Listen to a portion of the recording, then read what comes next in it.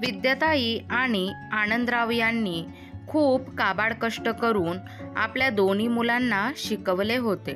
विद्याताईंना 2 मुले होती, मुलगी मेघना आणि मुलगा उमेश. दोघेही मुलं खूप हुशार होती, अगदी आनंदरावांसारखीच. विद्याताई खूप साध्या सरळ स्वभावाच्या होत्या, परंतु आनंदराव म्हणजे अगदी कडक शिस्तीचे. दोघांनीही खूप कष्ट करून मुलांना पुढच्या शिक्षणासाठी परदेशी पाठवले.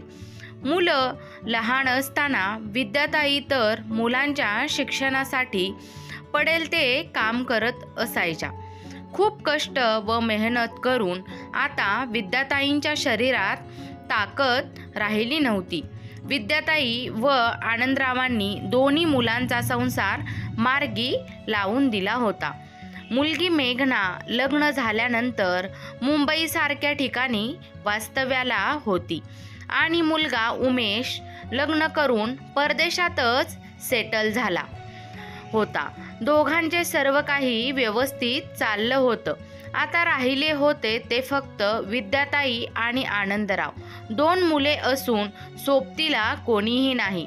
विद्याताई तर आजारपणामुळे पूर्णपणे खचून गेल्या होत्या. विद्याताई नाही म्हणत असतानाही आनंदरावांनी त्यांना दवाखान्यात ॲडमिट केलं. नर्स विद्याताईंना सलाईन लावत असताना ते शांतपणे विद्याताईच्या आजाराने खचलेल्या चेहऱ्याकडे पाहत राहिले. विद्याताई या वर्षातील दवाखान्यात ॲडमिट होण्याची ही 4थी वेळ होती आणि मागच्या 2 वर्षातील 7वी. खरं म्हणजे वयाच्या 60व्या वर्षी असं सारखं आजारी पडायचं तसं विद्याताईंनाही काही कारण नव्हतं. घरात अनेक वर्षापासून समृद्धी नांदत होती. प्रत्येक गोष्टी साथ देणारा नवरा होता. मुलामुलींची लग्न होऊन दोघेही त्यांच्या घरी सुखासमाधानात होते. पण आयुष्यात आलेला रिक्तपणा विद्याताईंना त्रासदायक ठरला होता. त्यांचं खाण्यापिण्यावरचं लक्ष उडालं होतं. त्यातच देवाधर्माच्या नावाखाली केलेल्या उपासतापासांनी त्यांचे शरीर कमकुवत झालं होतं. त्यामुळेच त्या वारंवार आजारी पडत होत्या. आता त्यांना कावीळ झाली होती. सगळं शरीर पिवळं पडलं होतं. मळमळ आणि उलट्यांनी त्यांना प्रचंड अशक्तपणा आला होता. 4-5 दिवस घरगुती उपचारांनी काहीच फरक न पडल्यामुळे शेवटी आनंदरावांनी त्यांना दवाखान्यात ॲडमिट केलं होतं. सलाईन सुरू होती. विद्याताई डोळे मिटून पडल्या होत्या. त्यांच्याकडे एक काळजीयुक्त नजर टाकून आनंदराव रूममधून बाहेर आले. नातेवाईकांना ही बातमी कळवावी काय या संभ्रमात ते होते. कारण रोज मरे त्याला कोण रडे अशी परिस्थिती निर्माण झाली होती. मागच्या वेळी विद्याताईंना ॲडमिट केल्याची बातमी त्यांनी नातेवाईकांना दिली होती. तेव्हा काही मोजकेच नातेवाईक दवाखान्यात भेटीला आले होते. काहींनी तर चक्क दुर्लक्ष केलं होतं. पण नाही सांगितलं तर हेच नातेवाईक, अहो आम्हाला कळवायचं तरी, आम्ही परके आहोत काय, असे म्हणायला कमी करत नाहीत. हे त्यांना अनुभवावरून माहीत होतं. शेवटी आपलं कर्तव्य पार पाडायचा निर्णय घेऊन त्यांनी मोबाईल काढला. अर्धा तास ते फोन करत राहिले. आता शेवटचा फोन राहिला होता तो म्हणजे त्यांच्या मुलीला, मेघनाला. मेघना, तुझ्या आईला परत ॲडमिट केले. अरे रामा, आता काय झालं तिला? कावीळ झाली आहे. 3-4 दिवसापासून खाणं पिणं सोडलंय. खूप अशक्त झाली आहे. होणारच ना. पण बाबा, तिच्या मागे काय हे आजारपण लागली आहे कुणास ठाऊक. तुमचेही हाल होत असतील ना. असू दे ग, पण आता माझंही वय झालंय. असं काही घडलं की माझेही BP आणि शुगर वाढतात. थोडे कष्ट पडले की धाप लागतो. कुणीतरी येऊन हे सगळं सांभाळावं असं वाटू लागतं. साहजिकच आहे. उमेश जवळ असता तर त्याने हे सर्व बघितलं असतं. तोही तिकडे अमेरिकेत. बरं, त्याला फोन केला होता का की नाही? नाही ग, त्याला फोन करूनही काय उपयोग. असं काही घडलं की माझेही BP आणि शुगर वाढतात. थोडे कष्ट पडले की धाप लागतो. कुणीतरी येऊन हे सगळं सांभाळावं असं वाटू लागतं. साहजिकच आहे, उमेश जवळ असता तर त्याने हे सर्व बघितलं असतं, तोही तिकडे अमेरिकेत. बरं, त्याला फोन केला होता की नाही? नाही ग, त्याला फोन करूनही काय उपयोग? भारतात यावंसंच वाटत नाही त्याला. तेही खरंच ना, मला पण वाटतं की तुम्ही त्याला एकदा फोन करून बघा. तो येईल, मी बघते, जमलं तर एखादी चक्कर मारते. सध्या मुलांच्या परीक्षा सुरू आहेत, त्यातून माझ्या सासरेबुवांचे हे नेहमीचंच आजारपण. कसं जमेल काय माहीत. राहू दे, उगीच दगदग करून घेऊ नकोस. विद्याच्या तब्येतीबद्दल मी तुला कळवत राहीन. चला, घ्या आईची काळजी घ्या, असं म्हणून तिने फोन बंद केला. आनंदरावांना आता घरी जायचं होतं. विद्याताई आणि स्वतः त्यांच्यासाठी काहीतरी खायला बनवणं पण गरजेचं होतं. पण विद्याताईसोबत कोणीतरी असणं गरजेचं होतं. त्यांना आपले लहानपणीचे दिवस आठवले. घरात इतकी माणसं असत होती की पेशंटसोबत कोणी राहायचं हा प्रश्न निर्माण व्हायचा नाही. घरातले सदस्य आळीपाळीने पेशंटची सोबत करत. पैसा आला तसं प्रत्येकाला जीवाभावाच्या नात्यापेक्षा प्रायव्हसी महत्त्वाची वाटू लागली. त्यामुळे संयुक्त कुटुंब पद्धती संपली आणि अनेक प्रश्न निर्माण झाले. अगोदर कुटुंबातील कुणाचा आजारपण अजिबात त्रासदायक वाटायचं नाही. आता मात्र घरातला एक सदस्य आजारी पडला की अख्खा कुटुंबात अनेक प्रश्न निर्माण होतात. नोकरी, घरातील कामं, फक्त विचारपूस करायला आलेल्या आणि कोणत्याही कामाला हात न लावणाऱ्या रिकामटेकड्या नातेवाईकांचा पाहुणचार, यातच घरातले सदस्य मेटाकुटीला यायचे. आनंदरावांचे बरेच नातेवाईक या शहरात होते, पण ते सगळे चौकशी करण्यापुरतेच होते. मदतीला कोणीच येत नव्हतं.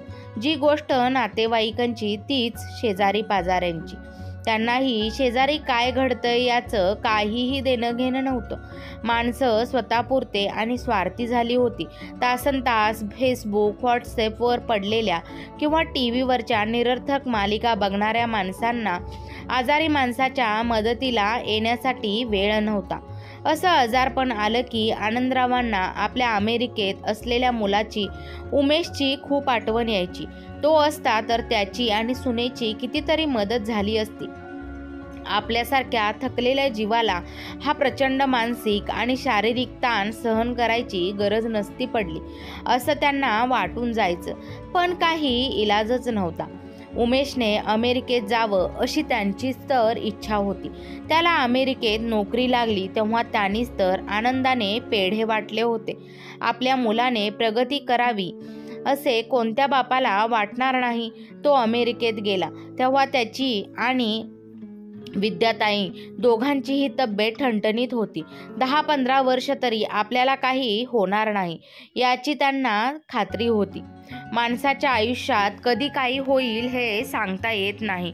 ही गोष्ट त्यावेळी त्यांच्या लक्षात आली नव्हती. उमेश अमेरिकेत गेल्यानंतर थोड्याच दिवसात आनंदरावांना BP आणि डायबेटीस झाल्याचं आढळून आलं. विद्याताईही वारंवार आजारी पडू लागल्या. कधी मणके खचले तर कधी संधिवात जडला. जोडीला कंबरदुखी आणि पाठदुखी होतीच. 2 महिन्यापूर्वीच त्या बाथरूममध्ये पाय घसरून पडल्या. कमरेचा हाड मोडलं. महिनाभर हॉस्पिटलमध्ये होत्या. त्याचं सगळं आनंदरावांनाच करावं लागलं. नाही म्हणायला मेघना 7-8 दिवस येऊन राहून गेली, पण त्या सासूरवाशींवर तर किती भार टाकणार. तिलाही तिचा संसार, नवरा, मुलं, सासू सासरे होतच ना. विद्याताईंना नर्सच्या भरवशावर सोडून आनंदराव घरी आले. स्वयंपाकाला लावलेल्या बाईनं नेमकी कालपासूनच दांडी मारली होती. काय करावं या विचारात ते पडले. शेवटी बायकोसाठी त्यांनी साधी डाळीची खिचडी केली. टेबलवर पडलेल्या ब्रेडचे त्यांनी स्वतःसाठी सँडविच बनवून घेतलं. ते सगळं एका डब्यात पॅक करून घेतलं. ते निघाले ॲक्टिवावर बसून. त्यांनी ती स्टार्ट करायला प्रयत्न केला, पण ती सुरू होईना. मेकॅनिक बरेच दिवसापासून त्यांना तिची बॅटरी बदलायला सांगत होता, पण विद्याताईंच्या आजारपणामुळे त्यांना वेळ मिळत नव्हता. बॅटरी गेल्याचे लक्षात आल्यावर त्यांनी गाडी मेन स्टँडला लावली आणि किक्स मारू लागले. पण आजारी गाडीने आज सहकार्य केलेच नाही. किक मारून आनंदराव थकले, तरी ती सुरू होईना. थकलेले आनंदराव धापा टाकत उभे राहिले. शेजारी राहणारा कोणीतरी येऊन गाडी चालू करून देईल या अपेक्षांनी त्यांनी इकडे तिकडे पाहिले. पण घराची आणि माणुसकीची दारं बंद करून बसणाऱ्यांना त्यांना त्यांची अडचण थोडीच कळणार होती. शेवटी नाईलाजाने त्यांनी गाडी परत अंगणात लावली. डब्याची पिशवी काढून ते रिक्षा पकडण्यासाठी अर्धा किलोमीटरवरच्या स्टॉपवर पोहोचले. एवढे चालून आल्यावरही त्यांना प्रचंड थकवा आला होता. रिक्षा पकडून ते हॉस्पिटलला गेले. विद्याताईंची जेवणाची इच्छा नव्हती, पण आनंदरावांनी त्यांना बळजबरीने खाऊ घातलं. तुम्ही जेवला? विद्याताईंनी विचारलं. नाही, तुझं झालं की बसतो. आनंदरावांनी पिशवीतून सँडविच काढलं. हे काय, फक्त सँडविचवर भागवणार आहात का?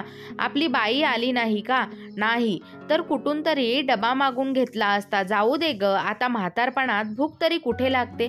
तू व्यवस्थित जेवणार नसल्यावर मला तरी कुठे जेवण जाणार? विद्याताई काही बोललेल्या नाहीत, पण आनंदरावांना कडक झालेल्या ब्रेडचे सँडविच खाताना पाहून त्यांच्या डोळ्यात पाणी आलं. आज घरात सून असती तर ही वेळ आली नसती असं त्यांना वाटून गेलं. बायकोला वाईट वाटू नये म्हणून घशाखाली न उतरणारे ते सँडविच आनंदरावांनी कसे बसे संपवले. ते हात धुत नाहीत तर त्यांचे एक मित्र बायकोसोबत आले. काय म्हणते तब्येत वहिनींची? सध्या वारंवार ॲडमिट होत आहेत दवाखान्यात? त्यांनी विचारलं. तब्येत थोडी बरी आहे, 3-4 दिवसात मिळेल कदाचित डिस्चार्ज, आनंदराव म्हणाले. मुलाला बोलवून घ्या अमेरिकेतून. अहो, नातवंडाशी खेळायचे दिवस तुमचे, आणि अशा आजारपणात हक्काचा मुलगा आणि सून सोबतीला हवेच ना.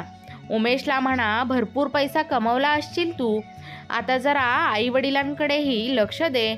आईवडिलांच्या म्हातारपणात मुलाने सेवा नाही करायची तर कोणी करायची? आजकाल भेटायला येणारी ही सगळी मंडळी आनंदरावांना हाच सल्ला देत होती. अहो, असं एकदम सोडून कसं चालेल? सुनबाई नोकरी करते, दोघेही भरपूर पैसे पाठवतात आम्हाला, त्यांचं कर्तव्य ते पार पाडतात. अहो आनंदराव, पैशाचं काय करायचंय?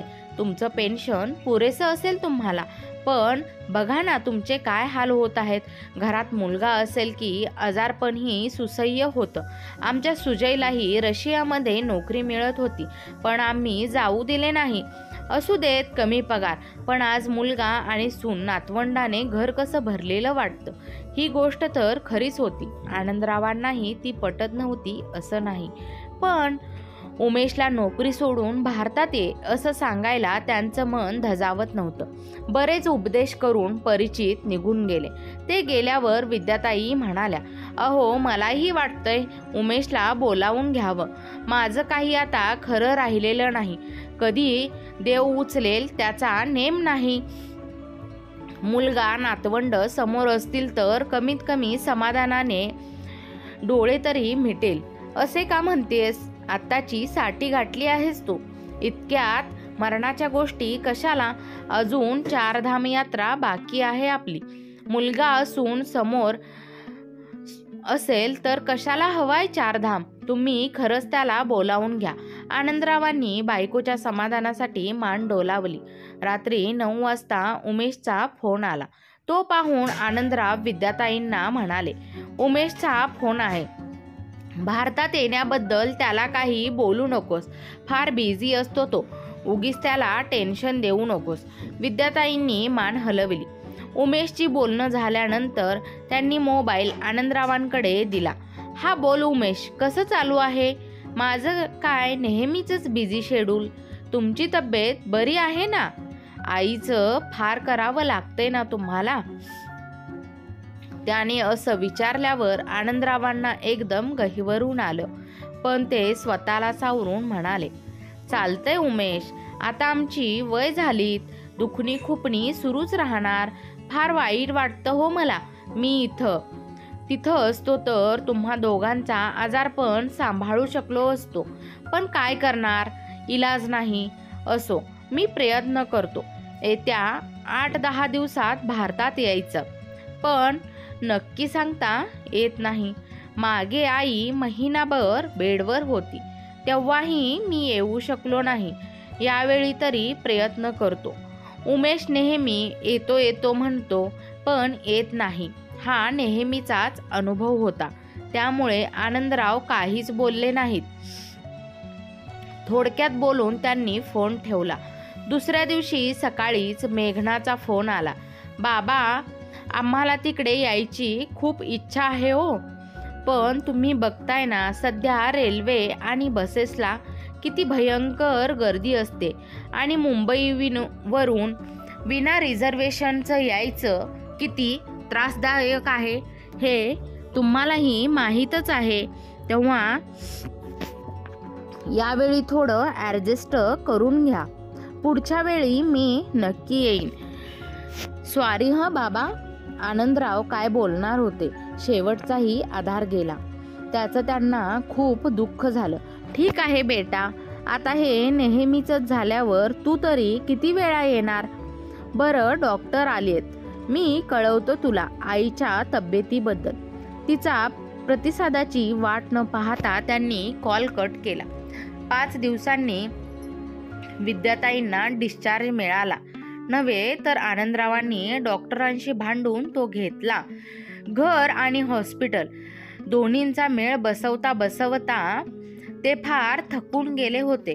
अजून काही दिवस हॉस्पिटलमध्ये राहिलो तर आपणच आजारी पडू असं त्यांना वाटू लागलं होतं. 10 दिवसांनी उमेशचा फोन आला. 1-2 दिवसांनी भारतात येतोय असं म्हणाला. नेहमीप्रमाणे सूनबाई नातवंड येणार नाहीत हे त्यांनी गृहीत धरलं होतं. त्यामुळे त्यांनी त्यांच्याबद्दल विचारलं नाही. उमेश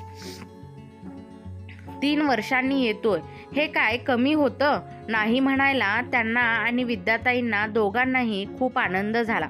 उमेश आला तरी 3-4 दिवसापेक्षा जास्त राहणार नाही याची त्यांना कल्पना होती. त्यातले 2-3 दिवस नातेवाईक आणि मित्रांना भेटण्यात जाणार होते. त्यांच्या वाट्याला तो फार कमी येणार होता. पण हरकत नाही, आईला भेटायला येतोय हेच खूप होतं. अशक्तपणा वाटत असूनही विद्याताईंनी त्याला आवडणारे गोड पदार्थ करून ठेवले. आनंदरावांनीही त्याला आवडणाऱ्या भाज्या घरात आणून ठेवल्या. 2 दिवसांनी सकाळी बेल वाजल्यावर आनंदरावांनी दरवाजा उघडला.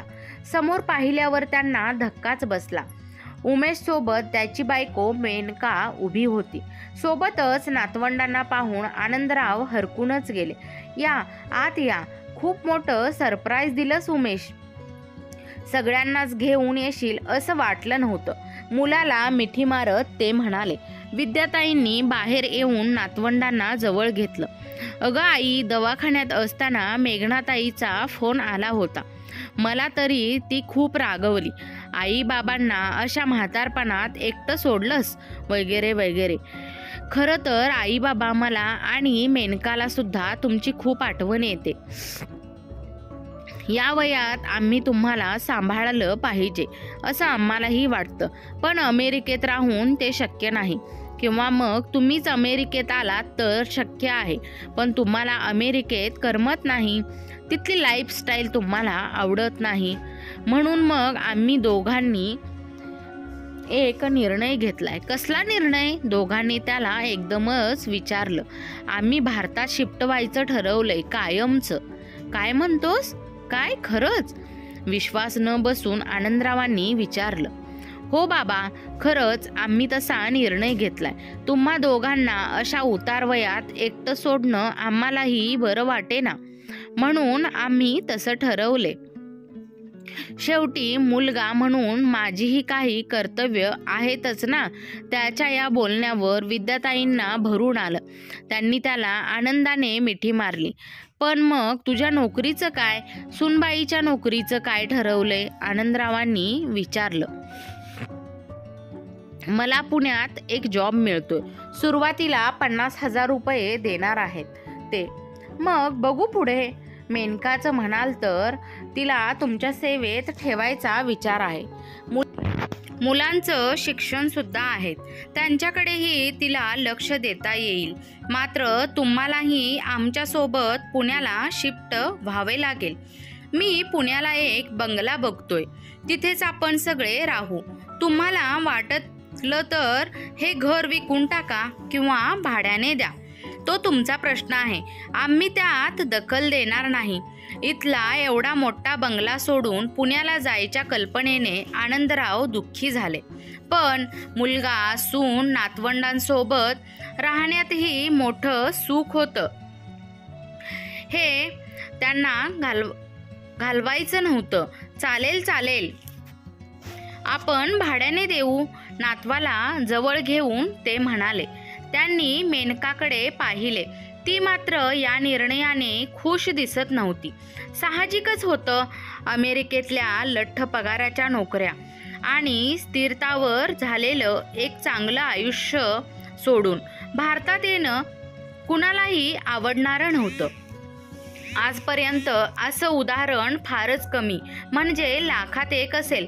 उमेश आई वडिलांच्या प्रेमापोटी एवढा मोठा त्याग करायला तयार झाला होता.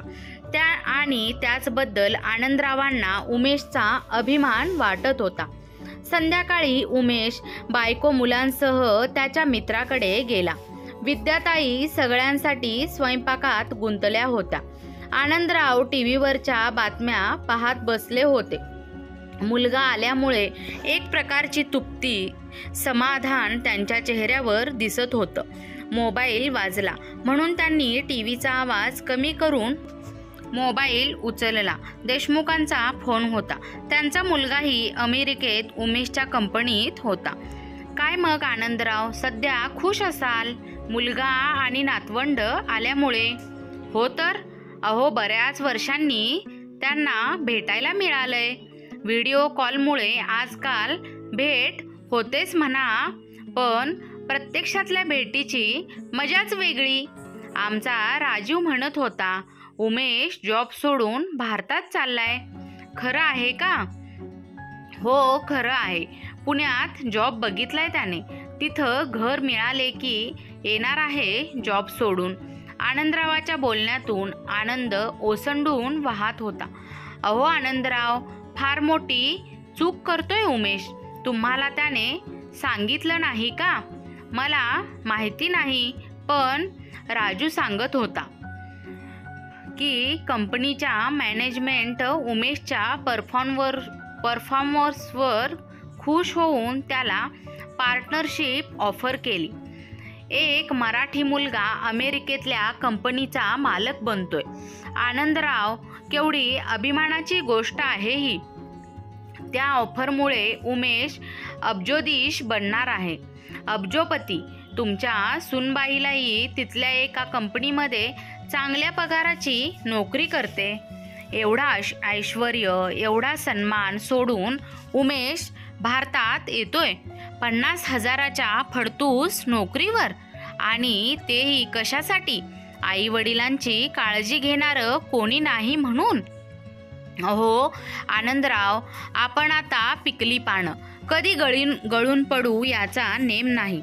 अशा या जीर्ण झालेल्या पानांसाठी आपल्या मुलांनी आपला स्वर्ग सोडून यावं हे तुम्हाला तरी पटते का? आनंदराव, तुम्हाला एक मुलगी तरी आहे. राजू तर माझा एकुलता एक काळजाचा तुकडा, पण त्याच्या प्रगतीसाठी मी काळजावर दगड ठेवलाच आहे ना. आनंदराव कानात प्राण आणून देशमुखांचे बोलणे ऐकत होते. उमेशने हे आपल्याला का सांगितलं नाही बरं? आपण त्याचा निर्णय बदलवू म्हणून. सूनबाई नाराज दिसत होती. ती या कारणाने तर नव्हे. ऐकताय ना आनंदराव? देशमुखांनी विचारलं. हो ऐकतोय ना. उमेश खरंच काही बोलला नाही हो आम्हाला. तुम्ही विचारा त्याला याबद्दल.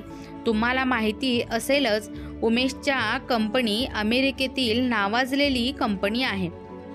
विचार करा, केवढा मोठा बहुमान मिळतोय तुमच्या मुलाला. माझं असं म्हणणं आहे की तुम्हीच का नाही त्याच्याकडे जाऊन राहत? बोलावतोय हो तो आम्हाला, पण आम्हालाच आमचं घर, आमचे नातेवाईक, आमचा देश सोडावासा वाटत नाही. मागे एकदा गेलो होतो आम्ही त्याच्याकडे. चांगले महिनाभर होतो तिथे, पण करमत नव्हतं आम्हाला. कधी एकदा मायदेशी परततोय असं होऊन गेलं होतं. ज्या गावात, ज्या देशात आमचा जन्म झाला, जिथे लहानाचे मोठे झालो, ज्या मातीत आमची पाळंमुळं आहेत, ती सोडून एका वेगळ्या संस्कृतीतल्या परक्या देशात जायचं, त्या देशाला आपलं म्हणायचं, मन तरी तयार होत नाही. काय करणार, इथे चुकतो आपण आणि मग आपल्या मुलांनाही संभ्रमात टाकतो. सुख, समाधान, करिअर, पैसा आणि आपले आई वडील, आपला देश यांची निवड करणे त्यांना अवघड होऊन बसतं. ठीक आहे, निर्णय तुम्हाला घ्यायचा आहे. शेवटी उमेश तुमचा मुलगा आहे. देशमुखांनी फोन ठेवला. आनंदरावांच्या मनात आता विचारांचं काहूर उठला. काय योग्य काय अयोग्य हे त्यांना समजेनासच झाले. काय झालं, कुणाचा फोन होता, विद्याताईंनी विचारलं. आनंदरावांनी त्यांना देशमुख काय म्हणाले त्यांचा शब्द आणि शब्द सांगितला. अरे बापरे, उमेश आपल्याला तसं नाही बोलला नाही. तसं जर असेल तर आपण त्याच्या प्रगतीच्या आड येऊ नये असं मला वाटतं. आनंदराव काहीही बोलले नाहीत. त्यांच्या मनातला गोंधळ काही कमी होत नव्हता. रात्री उमेश आला. जेवण झाल्यावर आनंदरावांनी त्याला देशमुख यांचा फोन आल्याचं आणि त्याला मिळालेल्या ऑफरबद्दलही सांगितलं. हो बाबा, ही बातमी खरी आहे. खूप चांगली ऑफर आहे. विशेष म्हणजे कंपनीचे मालक आता म्हातारे झालेत. त्यांना मुलं बाळं नाहीत. ते मलाच आपला मुलगा मानतात. त्यांच्या पश्चात मी त्या कंपनीचा मालक होईल अशी परिस्थिती आहे. पण बाबा, तुमचीही आता वय झाले. म्हातारपणात मी तुमची सेवा नाही करायची तर कोणी करायची? काही वर्षांनी संधी मिळाली तर मी आपल्या देशात ही कंपनी सुरू करू शकेन असा विश्वास आहे मला. म्हणून मी हा निर्णय घेतलाय. आमची काळजी करू नकोस उमेश, विद्याताई म्हणाल्या. आमचं काय, आज आहोत उद्या नाहीत. आमच्यासाठी तू ही सुवर्ण संधी वाया घालवू नकोस. बरोबर म्हणते आहे तुझी आई उमेश, आनंदराव मध्येच म्हणाले. अमेरिकेसारखी प्रगती करण्यासाठी तुला इथं खूप संघर्ष करावा लागेल. इथला भ्रष्टाचार, पायमागे ओढणारी माणसं तुला सहजासहजी उत्कर्षाकडे पोहोचू देणार नाहीत. आणि आमचं म्हणशील तर आम्ही एखादा माणूस ठेवून घेऊ गावाकडे. मिळेल एखादा चांगला माणूस, तो घेईल आमची काळजी. स्वयंपाकाला आणि इतर घरकामाला बाई आहेच की आपल्याकडे. पण बाबा, बाहेरची माणसं शेवटी बाहेरचीच असतात. ती फक्त पैशासाठी काम करत असतात. त्यात आपुलकी, प्रेम वगैरे काही नसतं. आनंदरावांनी त्याच्या खांद्यावर थोपटलं आणि म्हणाले, किती काळजी करशील आमची. जन्म घेतलेल्या प्रत्येक माणसाला शेवटी एक ना एक दिवस जायचंच आहे. त्यांच्या गळ्यात हात टाकून उमेश म्हणाला. असं नका म्हणू बाबा, तुम्हाला अजून खूप जगायचं आहे. विद्याताईंचेही डोळे पाणावले.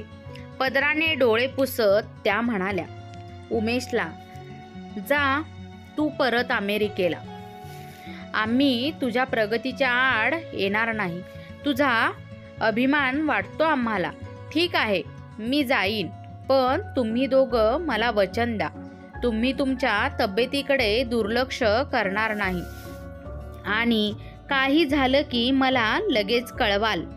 मान्य आहे की मला इथे यायला अनेक अडचणी येतात, पण मला तुम्ही आपलं समजता याचं तरी समाधान मिळेल मला. यावेळी आईच्या आजारपणाचं तुम्ही मला कळवलं नाही. मला मेघनाताईकडून कळलं.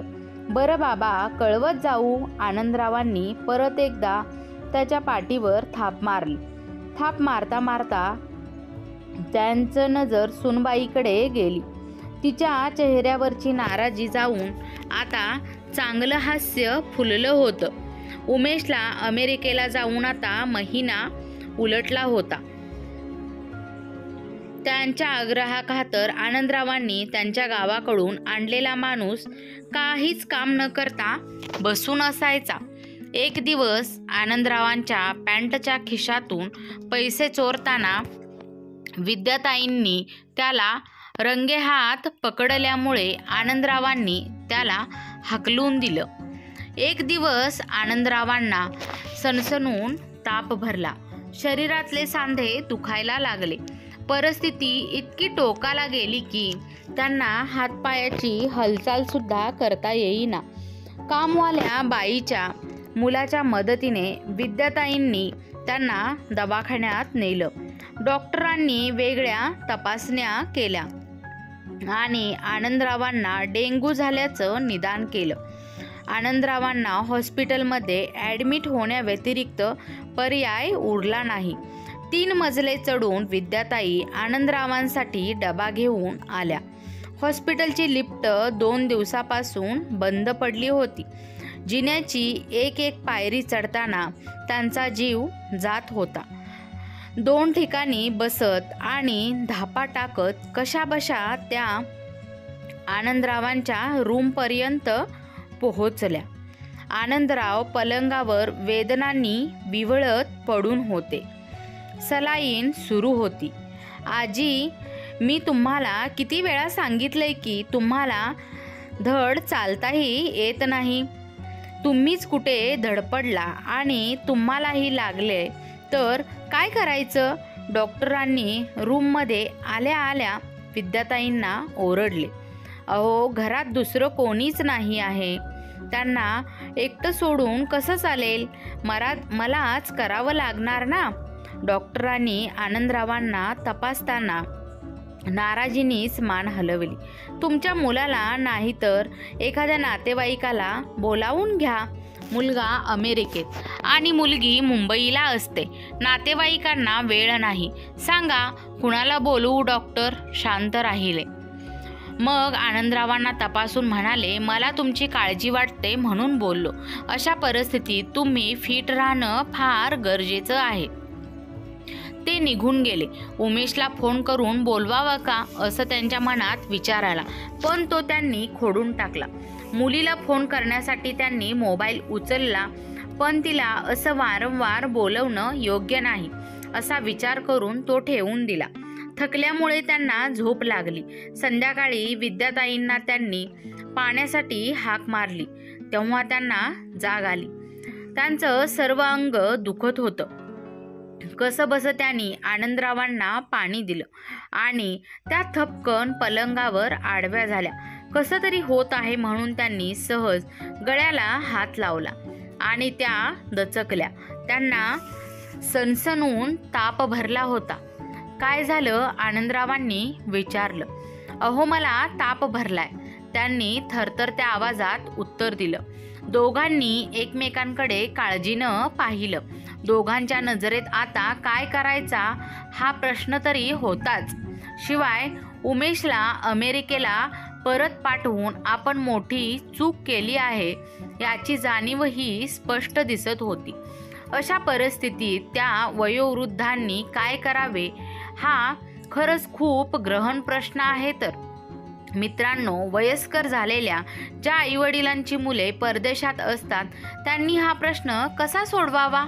मित्र आणि मैत्रिणींनो, आजची कथा तुम्हाला आवडली असल्यास चॅनलला लाईक, शेअर, सबस्क्राईब नक्की करा. कथा पूर्ण ऐकल्याबद्दल आणि वाचल्याबद्दल तुम्हा सर्वांचे मनपूर्वक धन्यवाद.